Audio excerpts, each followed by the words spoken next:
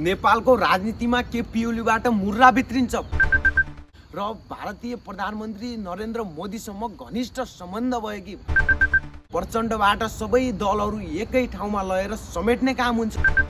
आफ्नै बारीमा लगाएको फर्सीले आफ्नै टाउको फोड्यो भने चाहिँ अब हामी काम गर्न भारतमा आउनुपर्छ।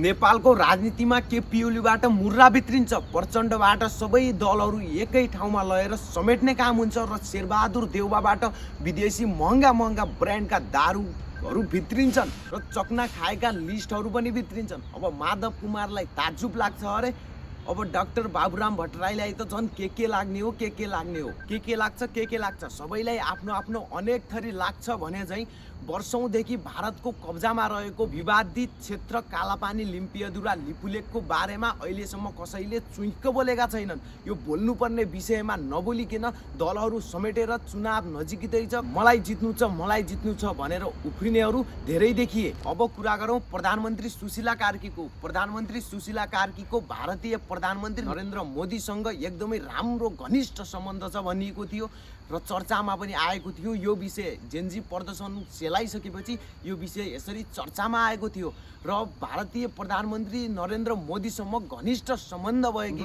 हाम्रो नेपालकी पहिलो महिला प्रधानमन्त्री सुशीला कार्की अहिलेसम्म किन चुपचाप छन्? यो विवादित क्षेत्रको विषयमा आवाज उठाउनु पर्छ कि पर्दैन, कि कानमा तेल हालेर बस्नुपर्छ?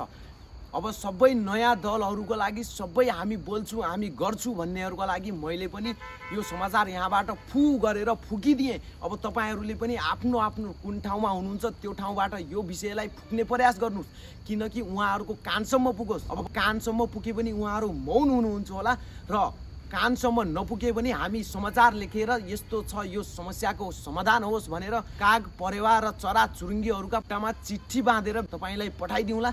त्यो समस्याको समाधान पनि होस् र त्यो सूचना पनि तपाईँको टाउकोमै ल्याएर चराहरूले उही जमानाको जसरी खसालिदिन्छ। आफ्नै बारीमा लगाएको फर्सीले आफ्नै टाउको फोड्यो भने चाहिँ उल्टो कुरा होला, तर अहिले हामी भारतमै छौँ। अब कुरा धेरै घुमाउनु पर्दैन भनिन्छ नि, इसारा काफी छ भने चाहिँ कुरा धेरै घुमाउनु पर्दैन। अहिले हामी भारतमा छौँ, त्यसैले कुरा बुझिहाल्नुहोस्। अब हामी काम गर्न भारतमा आउनुपर्छ। अहिले अब भारतले लगेको फिर्ता देऊ भनेर हामीले भन्न मिल्दैन, हामी नै टार्गेटमा पर्छौँ, किनकि हामी अहिले भारतमा काम गर्न आएका छौँ। हामीले बोलेर केही पनि हुँदैन। अब मैले भनिहालेँ, धेरै कुरा घुमाउनु पर्दैन।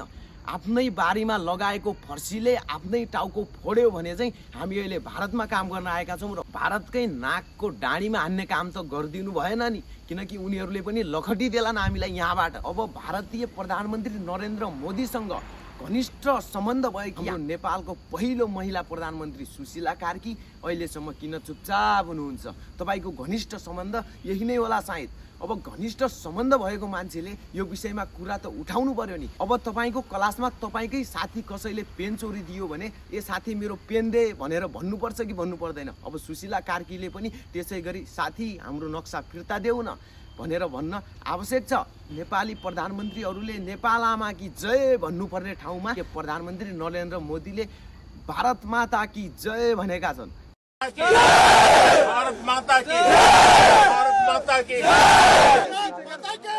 यही क्षेत्रहरूमा भारतकै झन्डा गाडिएको छ, यही क्षेत्रहरूमा भारतीय ब्याङ्कहरूका शाखाहरू छन्, यही क्षेत्रहरूमा इन्डियन सरकारले आफ्ना सेना र सुरक्षाकर्मीहरू खटाएको छ। नेपालले खटाउनु पर्ने ठाउँमा भारतीयले खटाएको छ।